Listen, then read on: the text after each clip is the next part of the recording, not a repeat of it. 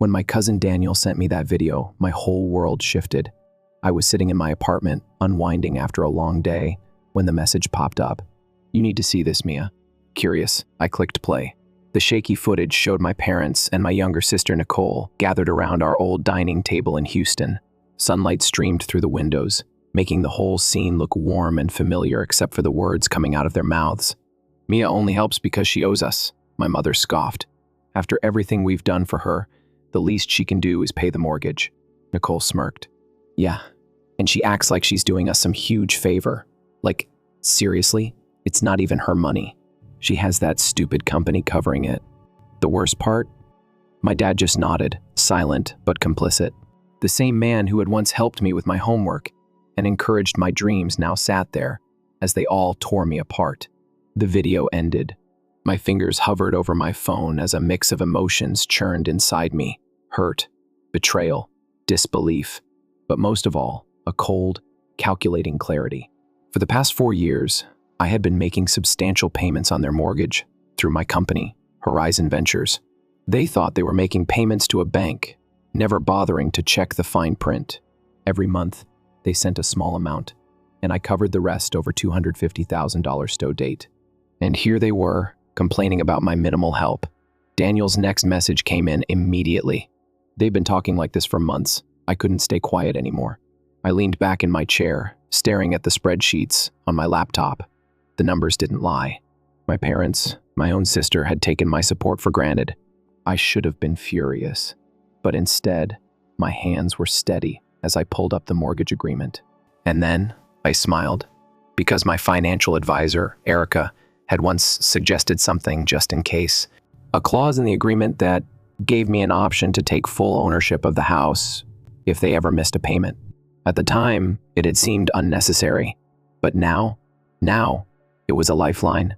The next payment was due in 2 weeks, and for the first time, I knew exactly what I had to do. I sent a text to Daniel. "Thanks for showing me the truth. Don't worry, I won't let them know it was you. But things are about to change." I had always been the safety net in my family, the one they could rely on when things fell apart, even if they never admitted it.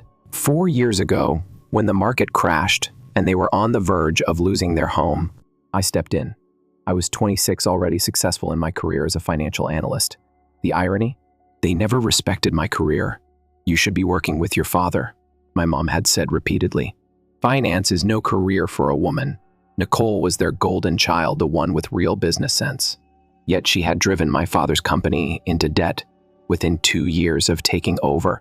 Meanwhile, I had built Horizon Ventures from scratch, securing investments and making a name for myself. When my parents needed help, Erica had advised me to structure it through my company. "Create an LLC," she suggested. "Buy the house under it. Let them think they're dealing with a bank. This way, you protect yourself while helping them." It had seemed like the perfect solution. They got to keep their home. I got peace of mind, and they never had to know. The only person I had ever told was Daniel. He had overheard me talking to Erica at a family gathering years ago. "You're too good to them," he had said back then. "They don't deserve your kindness." I had defended them. They were family. But now, watching that video again, I realized how wrong I had been. They didn't see me as family. They saw me as a wallet. I reopened my laptop and logged into the Horizon Ventures account. The next mortgage payment was due in 13 days. They had never missed one before, always transferring their portion on time. But this time, I wouldn't be covering the rest. Let them figure it out. Let them deal with the bank on their own. They had no idea their burden was actually their landlord. And soon, they were going to find out. The next morning, Daniel sent me another message. "Check this out." Attached were screenshots of a private family group chat, one I had never been invited to. They had named it Family Finances. Every message made my stomach twist. "Nicole, Mia acts like she's struggling, but she barely helps. Meanwhile, I'm running Dad's company every single day." My mother's response sent a chill through me. "Mom, she's single, no kids. What else is she spending her money on? We should ask for more." They wanted more? After everything I had already done? My fingers trembled as I pulled up the financial records. Over the past 4 years, I had covered $267,500 in mortgage payments. They had contributed just $58,000. and they had the audacity to say I barely helped. My phone buzzed again. Mom, sweetheart, can you come over for dinner Sunday? We need to talk about something important. I knew exactly what that something was. They were about to ask for more money, probably with guilt trips and emotional manipulation on the side. I took a deep breath and called Erica. I need to know my legal options with the purchase clause, I said, keeping my voice steady. She sighed. I had a feeling you might ask. Remember, if they miss a payment, Horizon Ventures can exercise the purchase option immediately. The house would be yours outright, and if they can't afford rent, you'd have every legal right to evict them. A plan started forming in my mind. And if they're late with rent? I asked. Standard Texas eviction laws apply, she confirmed. Mia, are you sure you want to go through with this? I thought about all the times I had been dismissed, belittled, used, about how they had mocked me while living in a house I had paid for.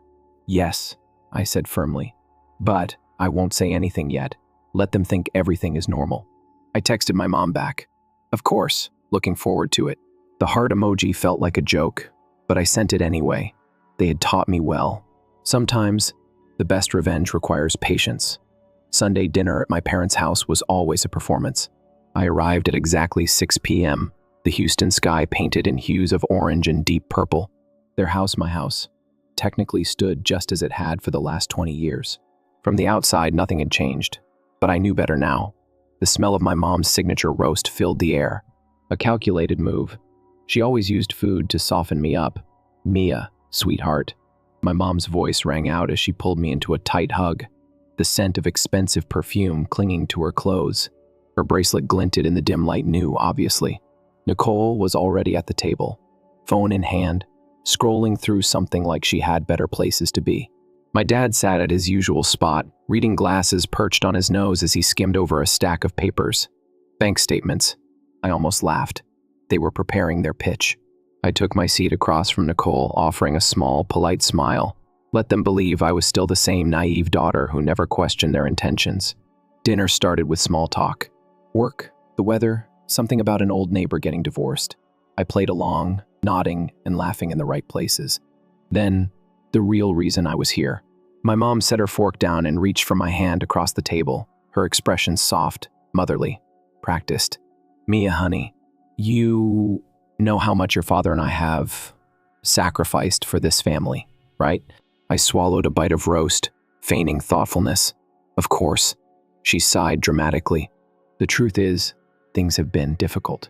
The mortgage has been such a burden lately, and with you doing so well in your career, we were hoping you could help a little more. Nicole chimed in without looking up from her phone. It's just an extra $2,000 a month. It's nothing to you. I took a sip of wine, letting their words settle. They really thought they were playing me. Dad cleared his throat, his voice carrying that same authoritative weight he used when lecturing me as a kid. Mia, you know we built this house for the family. It's not just a home, it's a legacy. Legacy, right? The same legacy they'd been willing to throw away when they almost lost it years ago. I set my glass down and met my mother's gaze. I'll think about it. My tone was neutral, unreadable. Nicole scoffed. Oh, come on.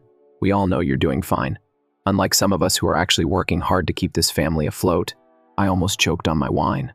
Nicole, the same person who nearly ran our father's business into the ground, had the nerve to say that? I smiled, slow and deliberate. You're right. Sometimes we all get exactly what we deserve. She frowned, but I stood before she could respond. I should get going. Early morning meetings. My mom followed me to the door, pulling me into another hug. We knew you'd understand, sweetheart. Family always comes first. I smiled against her shoulder. They had no idea how true that statement was about to become. As soon as I got home, I did something I should have done a long time ago. I logged into my cloud storage, checking the access logs. And there it was 2 months ago. During my last visit, someone had signed into my account from my parents' Wi-Fi. They'd gone through my files. Rage bubbled in my chest, but I forced myself to breathe. I couldn't afford to be reckless. I called Daniel. They snooped through my financials, I said as soon as he picked up. There was a pause, then a low whistle. Damn. And let me guess, they found out about Horizon Ventures. He cursed under his breath. Mia, they're not gonna stop. What's the plan? I pulled up the purchase agreement. They have exactly 7 days until their mortgage payment is due. I'm not covering it. When it bounces, I'll invoke the purchase clause. Silence. Then Daniel chuckled. You're about to teach them a lesson they'll never forget. 3 days later, I got another message from Daniel. They're planning something. Call me. I dialed immediately. They're desperate, he said. I overheard them talking about using something against you. Something from years ago. A chill ran through me. Like what? Remember when you borrowed money from Dad's business account in college? I froze. Yeah, and I paid it back. With interest. Well, they're acting like you stole it. I almost laughed. They were really trying to blackmail me with money they had already gotten back. But Daniel wasn't done. Nicole suggested going to your company's HR, telling them you've been misusing funds or something. I gripped my phone tighter. They weren't just coming for my money. They were coming for my career. And that was my final straw. I took a deep breath, keeping my voice steady. They want war? Fine. Let's see how they like playing against someone who actually knows the rules.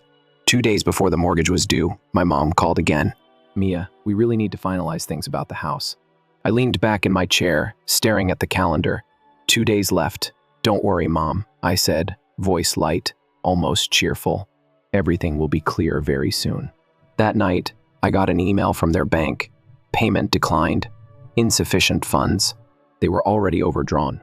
I forwarded it to Erica. Her response came within minutes. It's time. I stared at my phone, fingers hovering over the keyboard. Then, slowly, I typed, let's wait until the deadline passes. Let them think they have time. Timing is everything. I sat back, exhaling. This was it. In 48 hours, they were going to learn exactly what it felt like to be at someone else's mercy. The deadline came and went. At exactly 9 a.m., the automated system at Horizon Ventures sent out its default notice. I watched my phone, sipping my coffee, waiting. I didn't have to wait long. 12 minutes later, my mother's name flashed across the screen. I let it ring twice before answering. Hey, Mom. Her voice was frantic. Mia, something's wrong with our mortgage payment. The bank is saying we defaulted. That doesn't make sense. Can you help? I took another sip of coffee, savoring the moment. Actually, Mom, it does make sense. Because your mortgage wasn't with a bank. It was with Horizon Ventures. Silence. Then, barely above a whisper, what? I leaned back, keeping my voice even. Check your email. You'll find a notice explaining that, due to your default, Horizon Ventures is exercising its purchase option. A rustling sound came through the phone. She was likely scrambling for her laptop. I imagined the moment she saw the document, the exact moment realization hit. The house, she whispered, is legally mine now. A sharp inhale, then a scream. How could you do this? I pulled the phone away from my ear, waiting for the storm to pass. When I didn't respond, she shifted tactics. Mia, sweetheart, you can't be serious. This is our home. No, Mom, it was your home. Now, it belongs to Horizon Ventures. Her breathing was ragged. You ungrateful, careful, I cut in, my voice cold. Is that how you talk to your landlord? Another stretch of silence. Then, my dad's voice broke in. They had put me on speaker. Mia, let's be reasonable. This doesn't have to go this way. We can figure something out. I let out a dry laugh. Oh, you want to be reasonable? Like the way you were when you went through my files? When you tried to use a college loan I repaid in full to blackmail me? When you plotted to contact my HR and ruin my career? Nicole's voice piped up. That was just talk. We were mad, okay? You're seriously kicking us out over a misunderstanding? I sighed, tired of the performance. You misunderstood who was in control. Now, about your tenancy, your first rent payment is due in 30 days. I suggest you start looking for a new place. My mother let out a shaky breath. You wouldn't do that to your own family. You already did it to me. And with that, I ended the call. The fallout came fast. Within an hour, my inbox was flooded. Angry emails, desperate messages, even a few from distant relatives I hadn't spoken to in years. Flying monkeys, every single one of them. How could you do this to your own parents? They raised you, and this is how you repay them. Family should forgive family. I deleted them all without reading further. Some debts can't be repaid with forgiveness. But the real spectacle came when my parents started calling anyone who would listen. They told neighbors, extended family, even church friends that their ungrateful daughter had stolen their home. The pity campaign was in full force. The problem? Their version of the story had holes big enough to drive a truck through. Daniel, ever the quiet observer, started sending me updates. Aunt Kathy called me. She wanted to know why they were paying rent on a house they supposedly owned. I told her to check the deed. Then, a second message. Nicole tried to get sympathy from her friends, but turns out bragging about screwing over your sister for years makes people less likely to care when karma hits. By the end of the day, my family's carefully crafted illusion was falling apart, and I was just getting started. I expected my parents to lash out, but I didn't expect them to be so reckless about it. 3 days later, I got a call from my HR department. Mia, we received a concerning email. I almost rolled my eyes. Let me guess, someone questioned my mental stability and accused me of misusing company resources. A pause. Then, yes. How did you? I already prepared a report on this.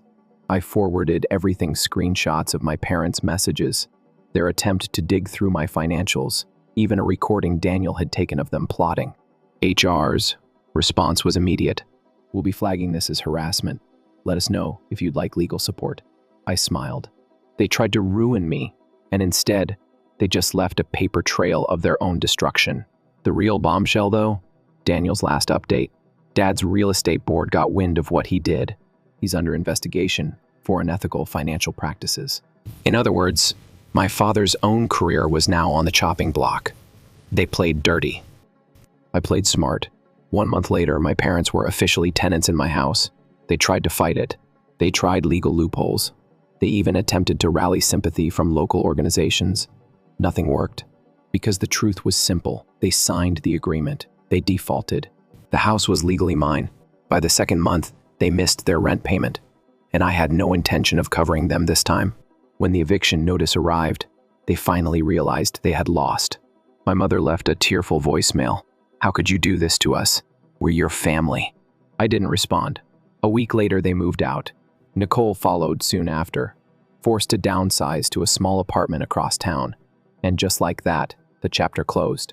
3 months later, I stood in the now empty house. The echoes of my footsteps filled the space. This was where it had all started, where they had once sat around the table, laughing at me, calling me a burden while I paid their bills. Now, it was my house, and they were nothing more than a memory. Daniel and his wife arrived later that evening to help me clean up. As we packed up the last of the furniture, he nudged me. What's next? I exhaled, looking around one last time. Selling it. I'll use the money for something better. He raised an eyebrow. Better? I smiled. A foundation for people trapped in financial abuse.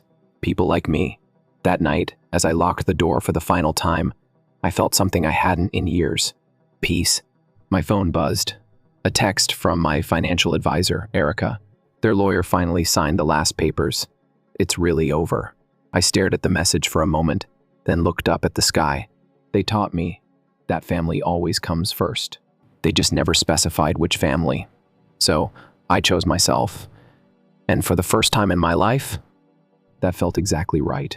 The house sold faster than I expected. A young couple with 2 kids made an offer above, asking price, eager to start fresh in a home that once represented my past. I accepted immediately. Walking through the empty space one last time, I didn't feel sadness, no nostalgia, just relief. This wasn't my home, it had never really been. It was a monument to manipulation, a place where I had been used and discarded like an ATM with a heartbeat. Now, it was someone else's new beginning. I signed the final paperwork and wired a portion of the sale to a new account, the foundation. I was starting for people like me, people whose families had drained them dry, convincing them that love was measured in dollar signs. This wasn't just about cutting ties, it was about breaking the cycle. If my parents thought being evicted was the worst thing I'd do to them, they were wrong. Their new apartment was tiny compared to the house. No grand dining room, no backyard. Just a cramped space with outdated appliances and beige walls that screamed mediocrity. The perfect reflection of their reality. Daniel had driven past it a few days after they moved in. Mom looked miserable. Dad wouldn't even look up from his phone. Nicole was arguing with some guy in the parking lot. I shouldn't have cared. I really shouldn't have. But old habits die hard.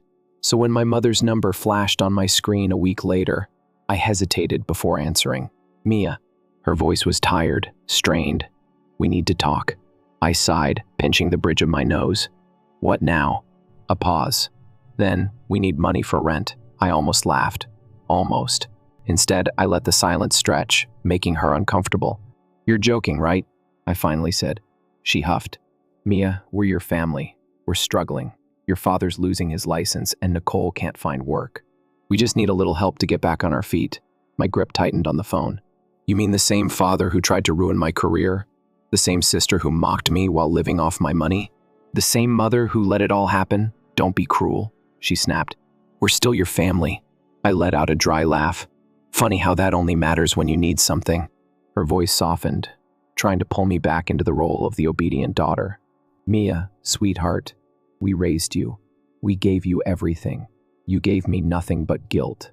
Silence. Then, the mask slipped. So that's it? You're going to let your own family suffer? I took a deep breath, my voice calm and clear. You were fine letting me suffer for years. You never worried about how I felt when you called me a burden behind my back. When you used my success as a cash machine while laughing at me in secret. I heard her sharp inhale, but I wasn't done. You made your choices. Now you get to live with them. Goodbye, Mom. I hung up. And for the first time in my life, I didn't feel guilty. Cutting them off was easy. Keeping them out of my life, that was the real challenge.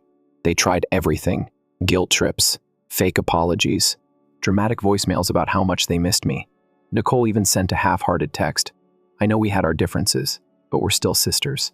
We should talk. I didn't respond. Then the threats started.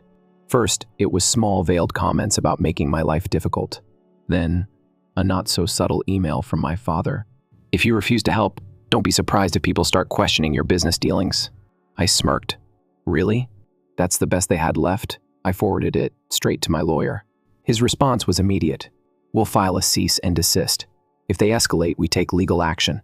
My parents must have realized they had zero leverage left, because the next day, they went silent. No calls, no texts, no more threats. They finally understood that their game was over. 6 months passed. I expected to feel something. Regret? Loneliness? But the truth was, I had never felt more free.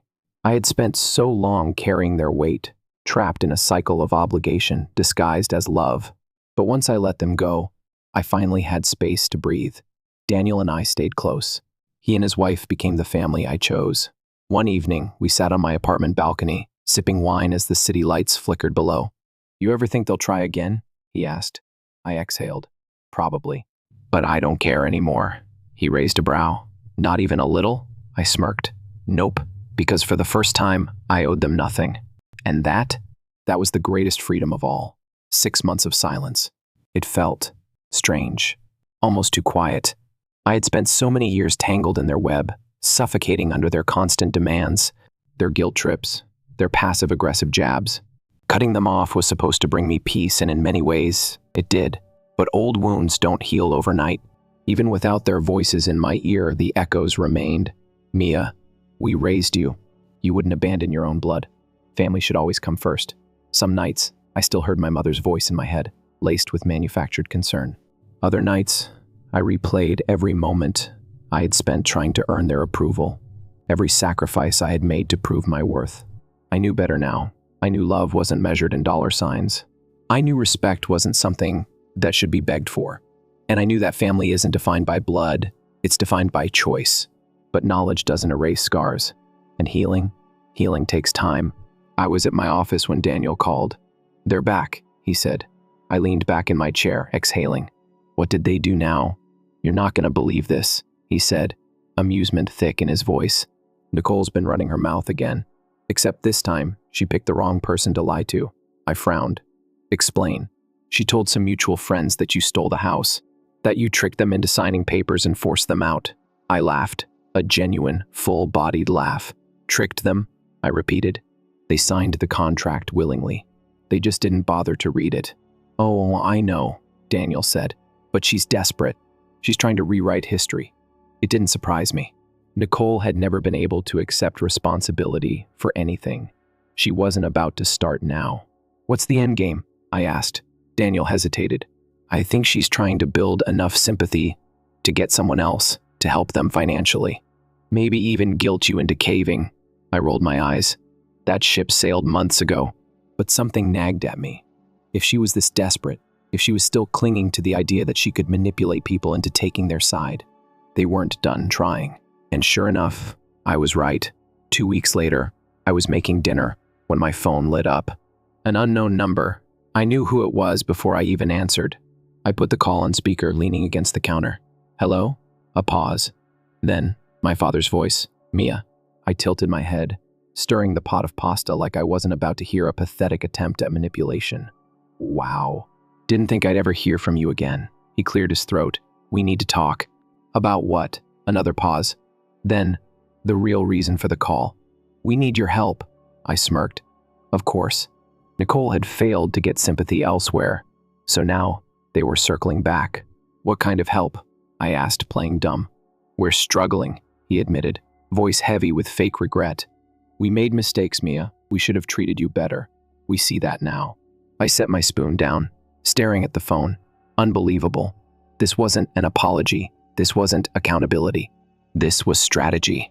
They had spent years tearing me down, taking advantage of my kindness, mocking me while living off my money. And now that they had nothing left, they wanted a do-over. I exhaled. That's interesting, Dad. How so? Well, a real apology isn't followed by a request for money. Silence. Then his tone turned sharp. Mia, you're better off than us. You could help, and it wouldn't even hurt you. I smiled. And yet, it would hurt me. Just not in the way you think. His voice hardened. So that's it? You're leaving us to rot? I'm letting you live with the choices you made. He scoffed. You're so ungrateful. We gave you everything, and this is how you repay us? I tilted my head. You didn't give me anything but trauma, and I repaid you with a house. One you lost because of your own greed. His breathing turned heavy. He knew he had nothing left to argue. So he did what he always did. He tried to cut me down. You'll regret this, he said coldly. One day, you'll be alone, and you'll realize family was the only thing that mattered. I smiled. Funny. I was alone my whole life, even when I had you. Then I ended the call, and this time, I didn't feel a damn thing. Days passed, then weeks, and nothing happened. No more calls. No more threats. No more flying monkeys trying to guilt-trip me. For the first time in my life, they were truly gone. I poured my energy into my foundation, helping people who had suffered financial abuse escape the cycle.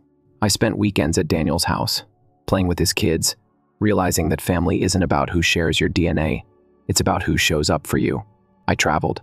I went out with friends. I built a life without fear, without obligations that drained me dry. And one day, I woke up and realized something shocking. I didn't think about them anymore. They had been a storm cloud over my life for so long that I had forgotten what it felt like to stand in the sun. But now, the sun was all I knew. Months later, Daniel and I were having coffee when he brought them up again. Hear anything from them? He asked. I shook my head. Not a word. He smirked. Guess they finally got the message. I sipped my drink, considering that. Or maybe they found a new target. He raised a brow. People like them don't change, I explained. They just find new people to leech off of. Daniel sighed. Well, at least you're free, I smiled. Yeah, I really am. And for the first time, I knew I would never go back. Because some people aren't worth saving. Some family bonds are meant to be broken. And sometimes the best revenge is simply walking away. A full year had passed. No calls, no emails, no sudden dramatic attempts to re-enter my life. Just silence. It was the kind of silence I never knew I needed. No more waking up to guilt-ridden texts. No more second-guessing my own boundaries. No more walking into family gatherings, feeling like a stranger in my own bloodline. I had been free for 12 months, and every day felt lighter than the last. And the best part? I never once looked back. The foundation I started had taken off faster than I ever imagined.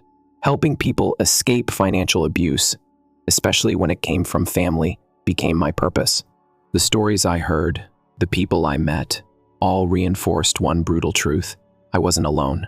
There were so many of us people who had been raised to believe that love meant sacrifice, that family meant obligation, that financial support wasn't generosity, but a duty. It wasn't. It never was. And now, I was helping others see that too. One afternoon, I was in my office, reviewing new applications for aid, when Daniel called. "You're gonna want to hear this," he said, laughter in his voice. I raised a brow. "What now?" "Our dear sister finally crashed and burned." I leaned back in my chair. Define crashed and burned. "She got caught skimming money from her job."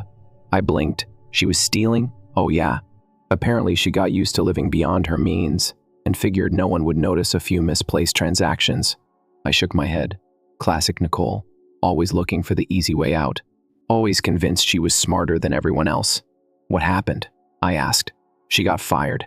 And since she's been living paycheck to paycheck, she has no savings. She's got nothing left, Mia. She even tried moving back in with mom and dad." I snorted. "How'd that go?" "They turned her away. Said they couldn't afford to help." Oh, that was rich. The same parents who had spent years demanding my support, who had drained me for every dollar they could get, were now refusing to lift a finger for their golden child. Karma really was patient. "So, what's Nicole's plan?" I asked. Daniel hesitated. "Well, she tried reaching out to you." I sat up. "Excuse me?" "She's been telling people she wants to make things right." I laughed, loud and full. "Yeah, right. She wants money." "Obviously," he said, "but I figured I'd warn you. She might try to show up in person." I rolled my eyes. "If she does, she'll be talking to my front door." Nicole had never apologized for anything in her life. She wasn't about to start now. She was just out of options, and I wasn't about to become one. A week later, she made her move. I had just gotten home when my doorbell rang. I checked the camera feed. Nicole. Her arms were crossed, her foot tapping impatiently, like she had somewhere better to be. Like she was doing me a favor just by showing up. I opened the door but didn't step aside. "What do you want?" She sighed, putting on a weary, almost sad expression. "Can we talk?" "About?" She shifted her weight. "Everything. I think we should fix things, Mia." I tilted my head. "Fix things?" "Yes," she said quickly. "Look, we were both wrong. We both made mistakes. But we're family. We can't just throw that away." I studied her. "How much do you need?" She flinched, caught off guard. "What?" I leaned against the doorframe. "Cut the act, Nicole. You don't want to fix anything. You want money." Her face hardened. "You really think so little of me?" "I think exactly what you taught me to think," I said. "You haven't reached out in a year. Not a single call, not a single message. And now, suddenly, when you're broke and desperate, I'm family again?" Her nostrils flared. "I should have known you'd still be bitter." I laughed. "Oh, I'm not bitter, I'm just done." Her jaw clenched. "So you're really not going to help me?" "No," she scoffed. "You're unbelievable. And you're predictable." I started to close the door, but she spoke again. "You'll regret this, Mia." I stopped, giving her a slow, amused smile. "No, Nicole. I regret ever letting you take advantage of me in the first place." And then I shut the door in her face. I watched through the peephole as she stood there for a moment, stunned. Then, with an angry huff, she stormed off. And just like that, she was gone. For good. After that, life settled into something I never expected: happiness. Real, unshakable happiness. The kind that didn't come with guilt. The kind that wasn't tied to obligation. For the first time in my life, I was living for me. I traveled. I deepened my friendships. I expanded my foundation, helping more people escape toxic financial situations. I built a future that had nothing to do with my past.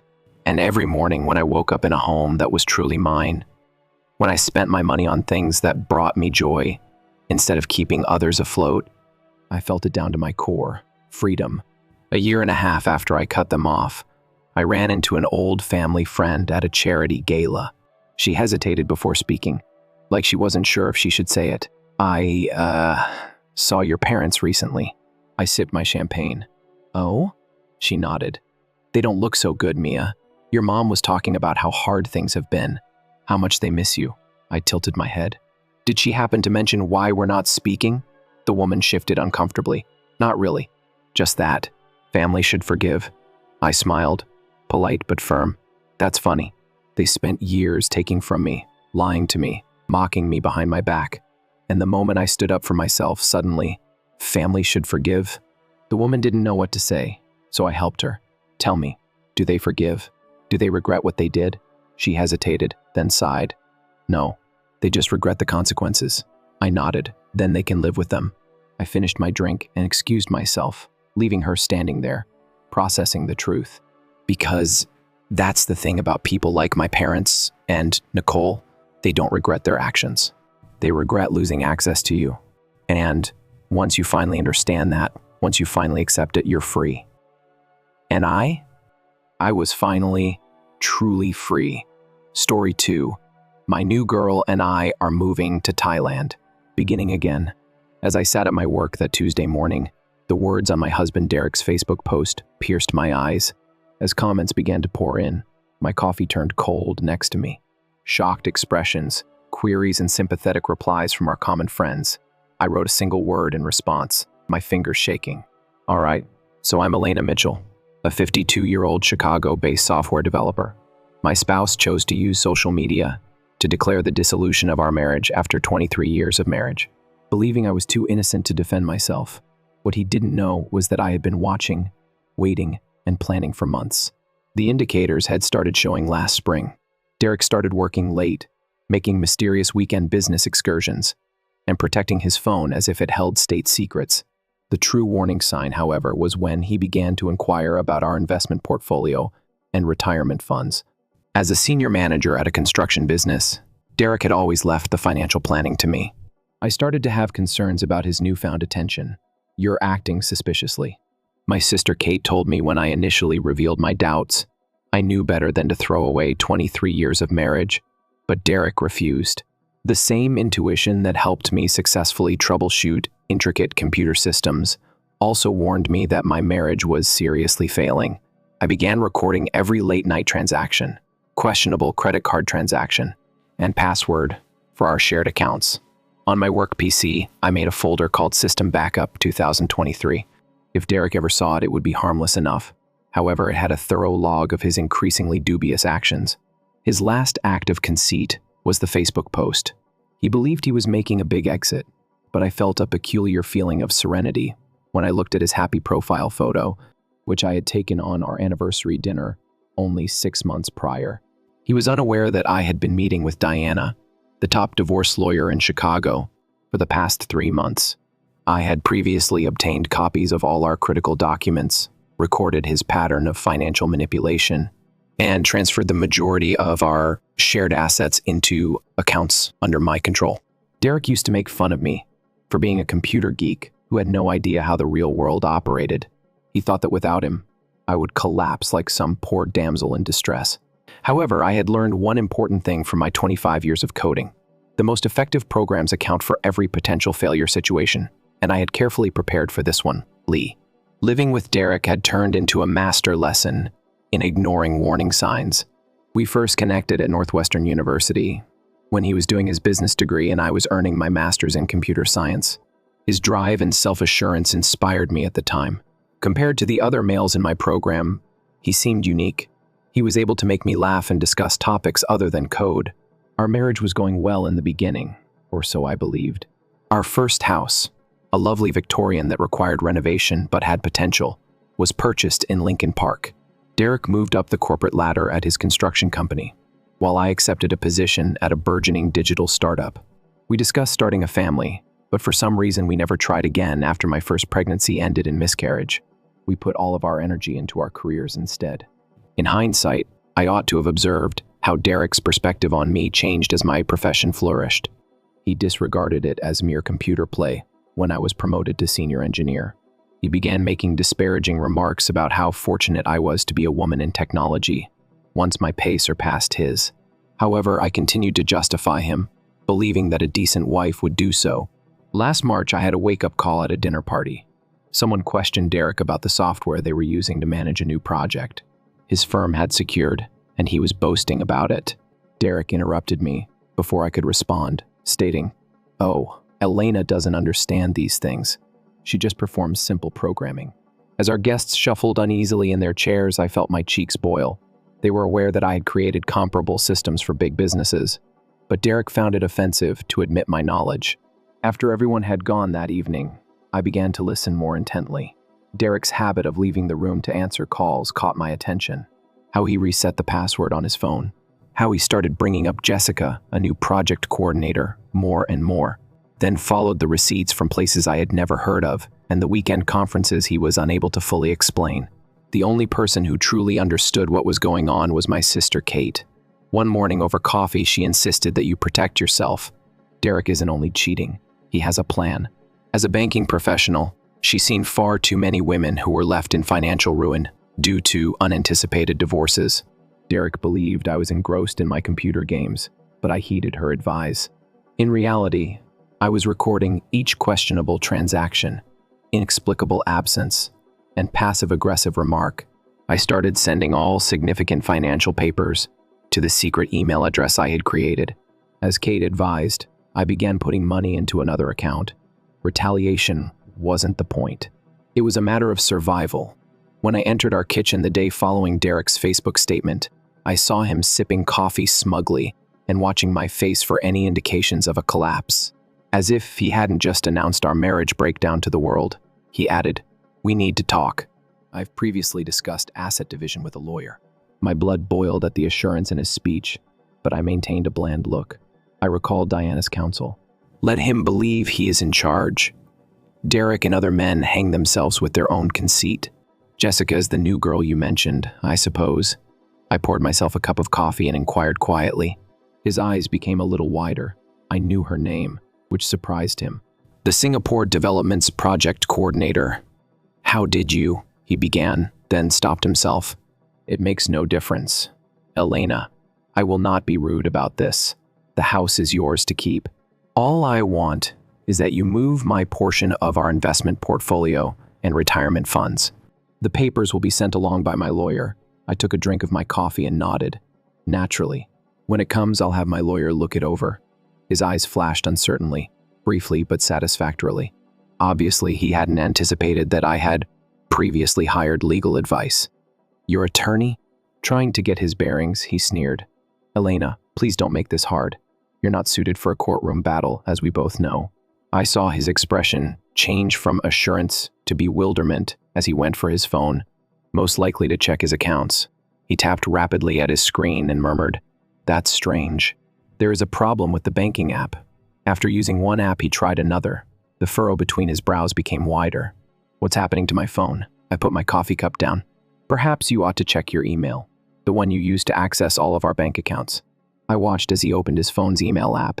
He was getting paler by the moment. Hold on a minute. You can't. Last night, I updated every password. Isn't two-factor authentication a great feature? This is not possible. His haughtiness eventually gave out as he sputtered. I also own that money. I handed a folder over the counter and said, Actually, I am able to. Copies of all the paperwork are available here. You took money out of our shared accounts without permission. The funds are sent to Jessica's Singaporean account. You opened an empty investment account in your name. My attorney possesses the originals. Derek's face turned from white to scarlet. Have you been watching me? I've been defending myself, Derek. There is a distinction. I got up and gathered my belongings. By the way, the United States and Thailand have an extradition pact. Before attempting to access any of our accounts, keep this in mind. From there, while I prepared my overnight bag, Derek feverishly called his lawyer throughout the course of the next 2 hours. I had already made plans to remain with Kate until the situation calmed down. I was folding my clothing. In his home office, I could hear his voice growing more and more aggressive. What are you saying? She has records. They were private transports. He stopped and listened. You're not understanding. She just works as a coder. She was unable to do so. What are you saying? Accounting for forensics? As I closed my luggage, I gave myself permission to smile a little. Derek and other guys like him always undervalue their spouses, Diana had informed me. She had stated at our first encounter that those who take advantage of such underestimate are the intelligent ones. Derek was pale when he eventually came out of his office. According to the attorney, you filed for divorce, claiming infidelity and financial abuse. His smugness had given way to something more like to dread, and his voice had become softer. You have proof of everything, he says. Yes, exactly, I responded while looking at my phone since I had received another email notice. Oh, and it appears that the HR division of your business just got an anonymous report regarding some anomalies in the costs associated with your project. In particular, all of the romantic meals you had with Jessica and billed to the Singapore development account. You wouldn't. We both knew I had, yet he muttered. I also went ahead and sent the board of directors those dubious expense reports. They were especially interested in the weekend travels to Miami that you recorded as client meetings, I said. Oddly enough, I can't recall Miami being involved in the Singapore project. Derek's face was in his hands as he sunk onto the couch. Please, Elena. We can discuss this. I was wrong. Now I see that. An error. Anger that had been repressed for 23 years sprang to the surface of my throat. Forgetting our anniversary is a mistake. Purchasing the incorrect brand of coffee is a mistake. Attempting to embezzle our retirement funds and announcing your romance on Facebook. Derek, that's not an error. It's a decision. Once more, my phone buzzed. Diana sent another email. Would you have a look at it then? Scanning the message, I said. While the divorce process is ongoing, the court has issued an emergency injunction freezing all of our joint assets. Those documents detailing your deposits into Jessica's account must have been useful after all. How should I proceed? Derek's voice was low as he inquired. Our joint accounts are connected to all of my credit cards. I picked up my luggage and made my way to the door. There's a certain irony about this, you know. You used to complain that I played with computers too much, but it turns out that I learned how to follow digital paper trails from all of that play. Every email erased, every transfer, every login, every one of them leaves traces. In the coming days, if you know where to look. Piece by piece, Derek's well-thought-out getaway to Thailand fell apart. According to Jessica, his employer put him on administrative leave while they looked into his expenditure. As it happened, she had secrets of her own. The company's research revealed that she was already married to someone else in Singapore. She blocked Derek on all platforms and swiftly vanished from his life. From the comfort of Kate's guest room, where I spent my evenings informing Diana of Derek's increasingly frantic attempts to get access to our accounts, I watched it all happen. Without the 2-factor authentication numbers that are now connected to my phone, he was unable to confirm his identification when he attempted to call our bank. After attempting to charm our financial advisor, he found that I had previously told him about the problem and given him copies of the court order. One night over a bottle of wine, Kate observed, "You've got him cornered. However, are you not concerned that he could do anything extreme?" I gave a head shake. I took care to save his Facebook post and all of the comments because of this. If he makes any attempt, it will just strengthen my argument to the judge on his character. The moment Derek's attorney left the case was the tipping point. Later, I found out that Diana had forwarded the whole evidence file to him.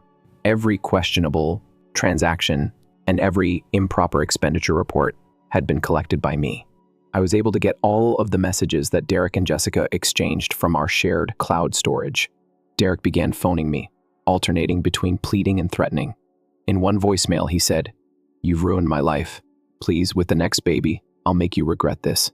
I made a grave error. We can resolve this." I never answered any of his texts. Rather, I sent Diana each threatening message, and she added them to our expanding evidence file. Each threat he made just made me stronger. The last straw was the conclusion of his company's inquiry. Derek had been embezzling money from project budgets for years, in addition to utilizing corporate cash improperly to pay his romance with Jessica. They charged him with embezzlement and dismissed him right away. We received the news at Diana's office, and I was there. "Do you still intend to relocate to Thailand?" As she received the email from the company's lawyers, she queried sardonically. Since this would likely be a favorable moment, I couldn't contain my laughter. For years, Derek treated me as though I was naive and incapable of comprehending the realities of business and finance. Here he was, however, undone by the very abilities he had disregarded. My ability to trace intricate paper trails through computer systems, my comprehension of digital forensics, and my attention to detail. What's the best part, you ask? I informed Diana that he still didn't know how long I had been collecting evidence, whereas he believed me to be his naive tech wife. I came back to our home 3 weeks after Derek's Facebook post to get additional belongings. I discovered him sitting on the front steps, his clothing disheveled and unshaven. It was a startling sight. The professional CEO, who had been so proud of his fresh start plan, was nothing like this ragged guy.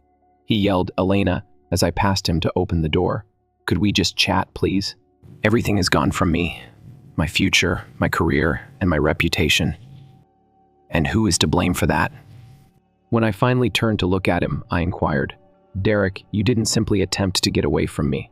You attempted to ruin me. As you depleted our funds and fled to Thailand with your lover, did you really think I would just sit there and watch?" I interrupted him, but I never meant for him to start. "Indeed, you did. You meant it completely. Failure was the only thing you didn't intend to accomplish." I showed him his Facebook post after taking out my phone. It's still visible from above. "Didn't you feel really proud of yourself? Are you certain that your foolish wife won't notice?" He sagged even more, raking his hands over his disheveled hair. "The business is pursuing charges. They're threatening to put me in jail. Jessica too. She no longer even returns my calls. Consider that." Dryly, I said, "It found out that a lady who would assist a married guy in stealing from his wife and business was unreliable." "I am astonished. I have nothing left," he said. "My accounts are frozen by them. No one will hire me, and my credit cards are completely maxed up. I can no longer even afford a good attorney." I reflected on all the times he had disparaged my career, labeled my work unimportant, and treated me as though I were beneath him. Here, he was defeated by the very abilities he had disparaged. "What was your biggest error, do you know?" I put my hand on the doorknob and asked. It had nothing to do with the theft, the adultery, or even that absurd Facebook post. "It was underestimating me for 23 years. You really believed that I was only an unsophisticated coder, incapable of comprehending your clever plans. Please, Elena." It was his final attempt. "We can begin again. I'll compensate you." I felt nothing except sympathy when I gazed at him, actually looked at him. "Derek, no, we are unable to. On one point, though, you were correct." I pointed to his phone's Facebook post. "A new beginning is being given to someone." Simply said, "It's not you." Leaving him on the stairs, I entered the house and made my way directly to my home office. I could see him gently leaving through the glass, shoulders drooped, at last seeing the full extent of his plan's failure. After Derek's departure, life found a new rhythm. I returned to our home. As part of the divorce deal, I am now legally mine and concentrating on my recovery. During that first week, Kate stayed with me and helped me remove the remnants of my previous life with Derek by moving furniture and repainting walls. After Derek's criminal charges were revealed, the divorce process proceeded swiftly. His new attorney, who was obviously less experienced than his old one, suggested that he accept my requirements in order to win over the prosecution. The home was mine. Most significantly, I was free, and my retirement funds were unaffected. Word got throughout our social circle quite fast. I received private messages from friends who had left comments on Derek's Facebook page, giving consolation and sharing their own tales of betrayal and healing. My coworker Sarah persuaded me to join her women's support group. One initially felt uncomfortable. The only person present who had successfully flipped the script on her ex was me. However, I quickly found myself giving guidance on digital awareness and financial security. After group, Sarah proposed that you conduct a lesson one evening.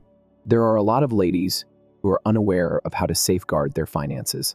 I began organizing a session on digital financial security for women going through divorce. Once the idea took root in my head, my first workshop was not that large. There were just 8 ladies in the meeting room of a community center. However, I noticed a shift in their gaze as I related my experience and the precautions I had taken. Like me in the beginning, these ladies had felt helpless. By the conclusion of the session, they were taking notes and frantically inquiring about password security and bank accounts. The workshops expanded. Through divorce, law firms, and women's support groups, word got out. Diana even began recommending me to her customers. She informed me that you're teaching them things that their attorneys aren't even aware of. You're restoring their authority.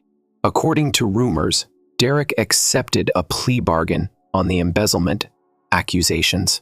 He would be placed on probation after serving 18 months in a minimal security facility. As it happened, Jessica had already found her next victim, another executive who is married and has access to corporate cash. There were moments when I questioned whether he ever understood how badly his strategy had failed. About 6 months after Derek's Facebook post, I was looking through my inbox one morning when I came across a message from a woman in Seattle. She utilized my advice to find her husband's hidden cryptocurrency accounts before he could deplete their funds after attending one of my online courses. She wrote, "You saved my future. I was prepared to surrender and take whatever he had to offer. However, you gave me a sense of power.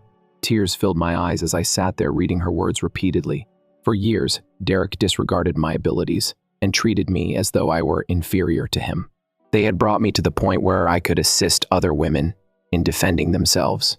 It has a certain poetic quality that even my tech-savvy mind could enjoy. As my workshops become more popular, I was forced to make a choice I never would have imagined. I was given a sabbatical by my IT firm to concentrate on creating a comprehensive program for women's financial security. I didn't miss the irony. Derek had written off my job as computer play, but now I was able to assist others escape the doom he had in store for me. I was assisted by Kate in creating a suitable website for the classes. She required that you keep a record of everything. Thousands more women might benefit from your tale. She was correct. In a few months, I was getting calls to speak at legal seminars and women's conferences all over the nation. I met Jessica's spouse at one of these seminars, the one she had been married to in Singapore, while she was courting Derek. He had come especially to express his gratitude. He had discovered a pattern of similar plots with other executives, in addition to the affair with Derek, thanks to my testimony. He shook my hand and said, "You saved me from losing everything." Like Derek, she had everything planned out. One of the most important aspects of my recovery was attending the monthly support group sessions. I saw women come in scared and broken, then slowly change into survivors with confidence. Many of them had similar tales to mine about husbands who had undervalued them because they believed they were too weak or ignorant to defend themselves. I got a notice on my phone one evening as I was leaving a session. At last, Derek had taken down his Thailand-related Facebook post. That message had been up all this time, but his profile had been silent since he started his prison term. Its removal seemed like the end of a chapter, a digital monument to his conceit. Derek and I enjoyed our last anniversary dinner at the same location, so I treated myself to dinner to commemorate. This time, however, I sat by myself with my laptop, finishing the manuscript for my book, Digital Breadcrumbs, rather than across from a man who was covertly hatching a scheme to deceive me. A handbook for women on financial self-defense. The book's foreword was written by Diana. Elena noted that her narrative is about more than retaliation. It's about taking back control of your life and using it to help others. She was correct. Every seminar, every speech, every lady I assisted, it all repaired something in me that Derek had attempted to break. My final divorce decree and the advance copy of my book came on the same day. On my desk, I arranged them side by side, one paper signifying the end of my previous existence, and the other the start of something unexpected and novel. Kate texted me, and my phone buzzed. A celebratory dinner. I had a look around my home office, which is now the main location for my courses on financial security. Women who had heeded my instructions to protect themselves left. Thank you messages all over the wall. Each one told the narrative of a woman who refused to be a victim and instead became empowered. A year after Derek's Facebook post, his sister Marie sent me an unexpected email. She hadn't known who I was until I told her my tale, but she had attended one of my courses in Boston. She stated, "I never imagined Derek would do something so calculated, but I always knew he was selfish. I applaud you for retaliating." Her remarks struck me in a different way than all the other encouraging messages I had gotten. This was Derek's own sister, recognizing not just his treachery, but also my ability to overcome it. When I saw his Facebook post for the first time that morning, I understood how far I had come. The person I was at the time would have fallen apart and maybe pleaded with him to remain. His falsehoods about her being weak and gullible would have been believed by her. But that lady was gone, altered by the same calamity that was designed to ruin her. Someone stronger took her place. A lady who had found meaning in her suffering. Helping other women was no longer the exclusive goal of the courses and speeches. They had become my purpose. I experienced more of my past wounds each time I assisted another lady in defending herself, restoring. Derek had hoped to start over in Thailand, believing that a Facebook post would be enough to end 23 years of marriage. Rather, he provided me with the motivation I required to uncover my own strength. We can become our finest selves as a result of the biggest betrayals. I discovered an old picture of Derek and me from our wedding day last week as I was rearranging my home office. The innocent woman in the white dress, grinning up at a man she believed would keep her safe, is hardly recognizable to me. Another thank you email was waiting for me on my computer, so I tucked the picture away in a folder labeled past. This one came from a Texas grandma who had helped her daughter leave an abusive marriage by using my advice on digital security. She wrote, "You taught us that growing older doesn't mean being helpless. In actuality, knowledge is protection." I still cry when I read these texts, but not because I'm in agony.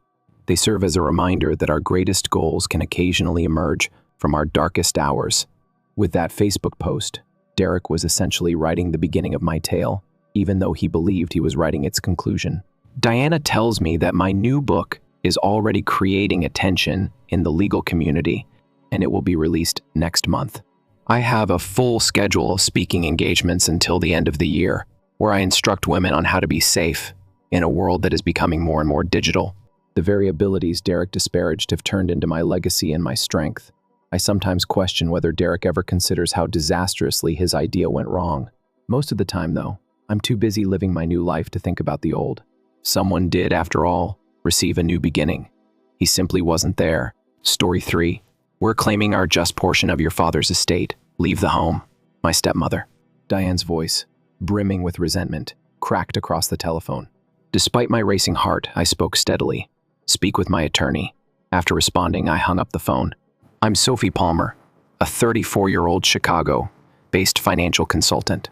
After a lengthy struggle with illness, my father passed away 3 weeks ago, leaving behind his substantial fortune and a complicated web of ties. My strong relationship with him has always been a source of resentment for my stepmother, Diane, whom he married 5 years ago. She tried to sour things between us for years, but my father was able to see right through her deceit. Diane was unaware that my father had spent the months leading up to his passing, preparing for just such a situation. We spoke about his estate for a long time, as his condition worsened. He saw Diane's actions becoming more aggressive and domineering. She would intercept my calls and try to keep him from seeing me by saying he needed to sleep. However, my dad wasn't a moron. During one of our private encounters in his office, he had said, "Sophie, I've witnessed Diane's treatment of you. I will not allow her to take what is properly yours, since I am aware of her potential." He had already started collaborating with his attorney to make sure his assets would be safeguarded and allocated in accordance with his desires. Months ago, the family house where I was raised and where I had all of my childhood memories was legally secured in my name. Ironclad trusts and legal documents that were impenetrable allowed me to carefully allocate the majority of his estate.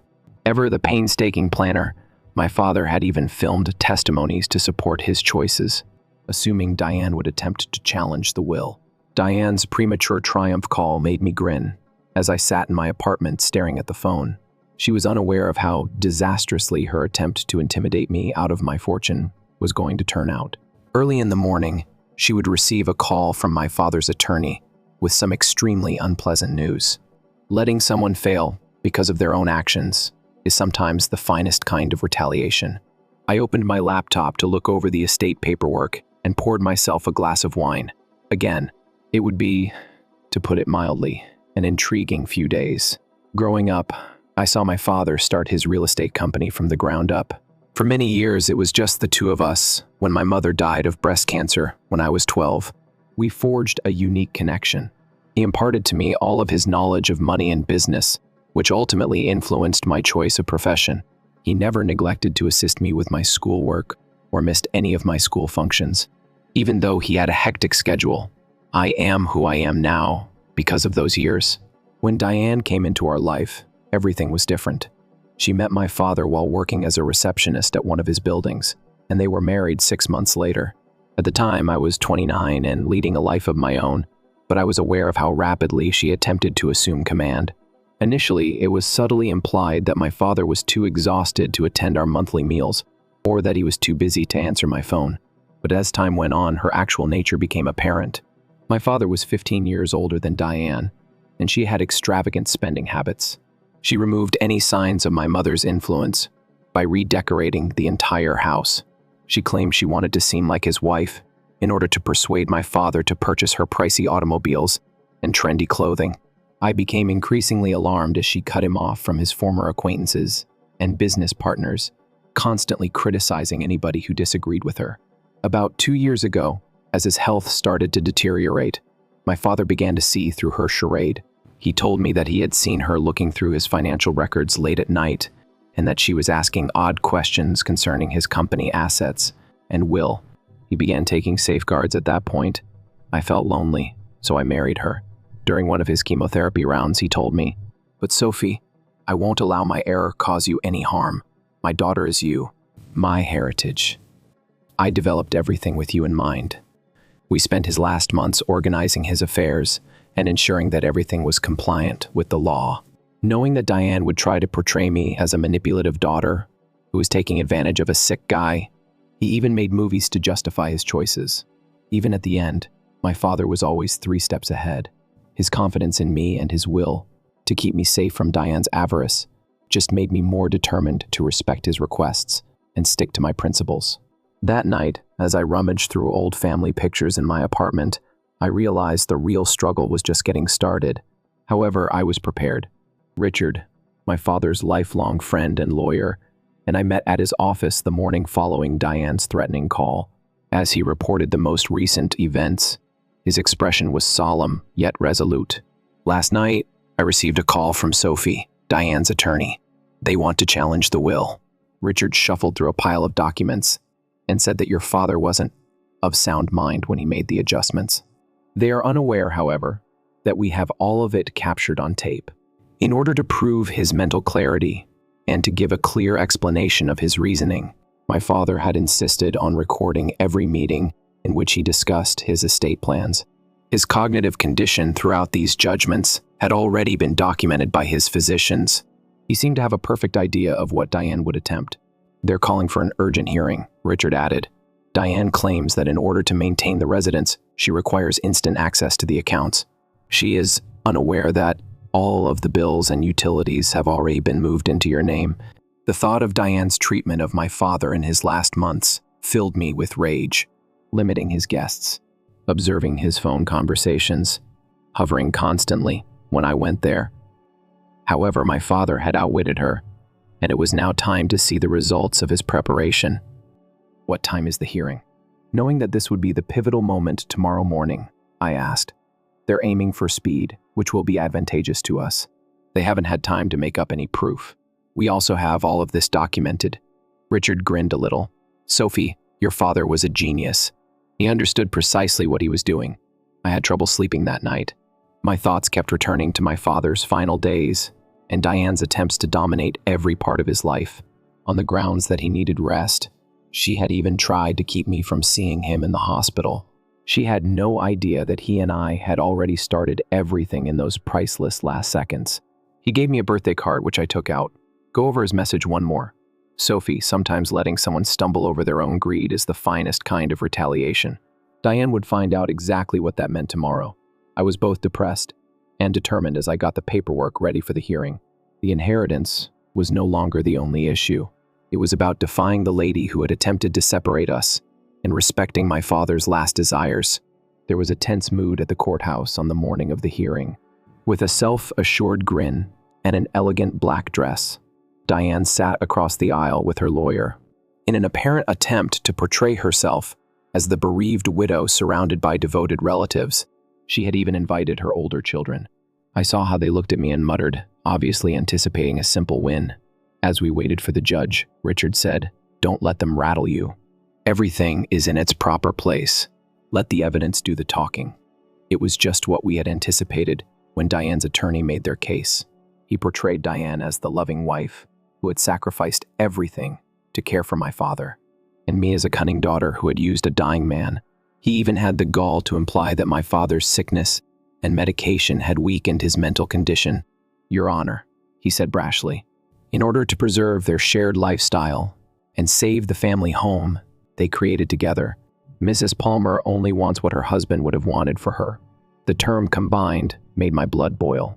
Diane had lived with my father for precisely 5 years, spending the most of that time wasting his money and keeping him away from his friends and family. He'd spent 30 years creating the house and business, and she'd done nothing to it. When Richard rose to give our evidence, he maintained his composure. I have video proof of Mr. Palmer clearly articulating his decisions and the rationale behind them, in addition to the legal documents of his requests. Your Honor, As soon as my father's face showed on the screen, the courtroom fell quiet.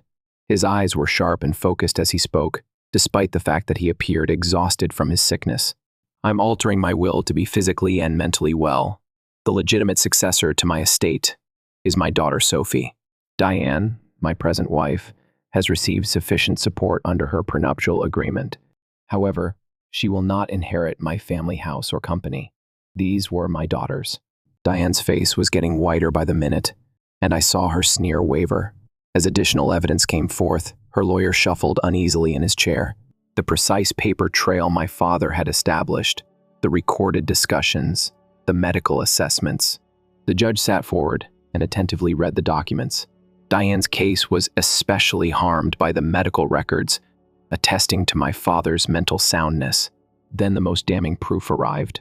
Bank documents that showed questionable payments Diane had tried to make in the weeks before to his murder, as well as surveillance footage from my father's home office showing her looking through his files late at night. Additionally, Your Honor, Richard said, we have proof that, in the final days before Mr. Palmer's death, Mrs. Palmer tried to move large amounts of money from his company accounts to her personal account without permission. Diane's face became red instead of white. She dismissed the lawyer as he bent down to say something urgently in her ear. He got up suddenly and made me a promise. She lost all her composure and exploded. He was used against me by Sophie. That house was mine to keep. His wife was me. Please have a seat, Mrs. Palmer. The judge gave a firm order. Your reaction isn't making things better. I said nothing, letting Diane's meticulously crafted facade fall apart. Her kids seemed ashamed. Diane continued to complain, avoiding eye contact with everyone in the courtroom, and the muttering among the onlookers became louder. Richard then showed the last piece of evidence, a video that was shot only 2 weeks before to my father's passing, and in which he expressly expressed his worries about Diane's actions, as well as his motivations for making the estate planning choices. As my father, who was frail but lucid, described how Diane had attempted to control his assets and isolate him, the courtroom became silent. Based on the overwhelming evidence, the judge banged his gavel and ordered an order in the court. I'm ready to render my decision. I knew we had one previously, but I held my breath. There was no question about the thorough preparation my father had done. Even yet, I was pleased to hear the judge formally state that my father's last desires would be honored. Felt as though a burden had been lifted. A detailed examination into the questionable financial practices revealed today would follow any attempt to challenge this decision, the judge further stated, glancing directly at Diane. Do I express myself clearly? As Diane sagged in her chair and eventually became silent, the judge's remarks reverberated throughout the courtroom. Her attorney hastily collected his files, already realizing they had lost the case. However, the outcome was even more pleasant than the verdict. A thorough audit of all Mrs. Palmer's financial dealings throughout her marriage to the dead is also mandated by the court. Considering the evidence of attempted unlawful transfers, the judge went on. The relevant authorities will be tasked with looking into this. Diane's face lost all of its hue. Once so self-assured, her children were suddenly hurrying out of the courtroom without even waiting for their mother. My father had known the truth all along, and the carefully constructed picture of the distraught widow had fallen apart. Richard gave me a sealed package as we walked out of the courthouse. I am giving this to you at your father's request. Silently, he said after the hearing. There were pictures of us when I was little and a letter my father had written, proudly standing in front of our first joint real estate venture. The letter started, "My dearest Sophie, everything has gone as planned if you are reading this." I was aware that Diane would soon reveal her true nature. I never questioned your strength or intelligence, even though I regret bringing her into our life. The company is now yours. You were always my real companion on our adventure, helping to build whatever we did together. As I read his remarks, tears sprang to my eyes, but they weren't sad ones. I had received one more present from my father. Not just the inheritance, but also the fulfillment that comes from seeing justice carried out with diligence and forethought. He had made sure the truth would win out. I was sitting in my father's study that night. As I was studying, I saw that Diane's expensive purse was still in the corner. That would be her last visit to the house that had never really been hers, but she would soon have to gather her personal stuff. I started sorting through my father's possessions 2 weeks after the hearing. I had recollections in every room, but his office had the biggest impact on me. I was surrounded by 30 years' worth of company documents, family pictures, and sentimental items as I sat at his desk. When I was just old enough to comprehend, Dad had shown me property evaluations and described market patterns here, teaching me about real estate. Under the supervision of our attorneys, Diane had set up a time to pick up her belongings. I was getting ready for her last visit. In my father's desk, I found an intriguing secret compartment that held a journal. He kept a record of everything. Diane tries to manipulate him by making covert phone calls and spending late nights looking through his files. He had played along while preserving what was most important, even though he knew exactly who she was. Even more information was uncovered by the police inquiry into Diane's financial activities than we had anticipated. In his last weeks, she had tried to move about $300,000 out of my father's accounts. Similar trends were discovered in her previous relationships by the detective assigned to the case. Although she had previously targeted affluent older men, none had been as ready as my father. Building on the basis my father had established, I put myself into managing the company. The staff gave me a hearty welcome. Many people had known me since I was a little child and had seen how my father shaped me into a leader. They related how he had shown them pictures of my college graduation with pride, my triumphs, my first real estate transaction. While going over some old contracts one evening, Thomas gave me an unexpected call, one of the kids of Diane. He hesitated. Sophie. I wanted to say I was sorry. We didn't stop our mother even though we understood what she was doing. Your father deserved more since he was a nice man. I was taken aback by what he said, but I also felt validated. Diane's behavior has been exposed, even by her own children. Thomas clarified that she has previously targeted affluent, older males with similar tactics. But my dad had been different. He had anticipated it and had totally outwitted her. Under my direction, the company prospered, and I discovered that I could add my own touches to my father's legacy. In his honor, I created a scholarship program for budding real estate agents. The first beneficiary was a young woman whose education was funded by the sacrifices of her single father. It seemed like a complete circle. It was an anxious day when Diane arrived to pick up her possessions. She looked far less put together than she had during the hearing, when she came with 2 movers and her lawyer. I observed her lingering in front of several objects as she moved around the home, especially the pricey decorations she had persuaded my father to purchase. Richard reminded her emphatically that she could take what she had personally bought. Everything else remains. He had a thorough inventory of the estate's possessions. The realization of how little she could truly claim on this last visit made Diane's face stiffen. As they filed through the open door, I stayed out of sight, working in my father's study. She was murmuring something about family treasures, although none of them belonged to her. Richard repeatedly prevented her from stealing things that were either my mother's or had been in our family for many generations. The most fulfilling part was when she insisted that my father had promised her an old grandfather clock. Richard just took out a picture of the clock in our living room when I was a kid, taken 30 years ago. "Please don't make this more difficult than it needs to be," he remarked firmly to Miss S. Palmer long before Diane came into our life. The clock did not move. As she got ready to go, she attempted to claim it, along with a lot of other things. Diane stopped for a moment in the entryway. I hoped she would attempt to make amends or apologize. Rather, she spoke in a sour tone. "Like your father, you'll wind up alone even if you believe you've won." I left the study and walked right up to her. Calmly, I said, "My father was never alone. Until the very end, I, his real family, was by his side. You have never understood that, and you never will." She didn't say anything more, and I felt a great sense of closure as the door shut behind her. In some way, the home felt lighter, as though a heavy shade had been lifted by her departure. I touched the surfaces I knew as I moved through each area. For the first time since my father's death, I felt completely at home. A year later, I was sitting in my father's office, which is now mine, going over our most recent real estate purchase. Under my direction, the company had expanded considerably, entering new markets while upholding the morals my father had taught me. On my workstation, his picture served as a constant reminder of what he had taught me.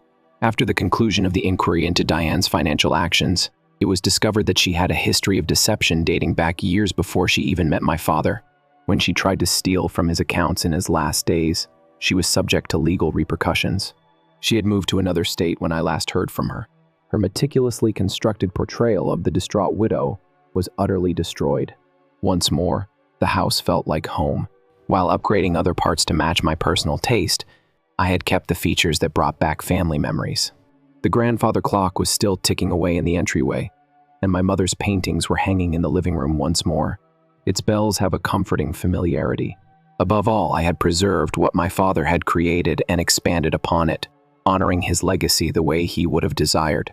3 bright students had already benefited from the scholarship program we had set up to follow their aspirations in real estate development. Healing can occasionally take surprising shapes. For me, it was demonstrated by the affection and respect I observed in our staff members' eyes whenever they spoke about my father. They would tell me about his good nature, his honesty in business, and his pride in me. These experiences made it clearer to me that his legacy was in the people he impacted and the principles he instilled, not merely in the houses or cash accounts. I had not previously spotted an old photo book in his study until last week. It contained a letter written only a few days before he passed away. "You never realized how powerful you were, Sophie. Keep in mind that accumulating cash isn't the only aspect of success. It's about doing it while keeping your character intact. In ways I never would have thought possible, you have made me proud. Retaining what was properly mine wasn't the true triumph. It was upholding the principles my father instilled in me in order to respect his legacy. More significantly, the company is still thriving because it operates on the same values of honesty and integrity that my father always promoted. The power I inherited from my father was eventually exposed by Diane's attempts to grab what wasn't hers. Winning in court doesn't always mean getting the finest retribution. It's about demonstrating that truth and goodness ultimately win out.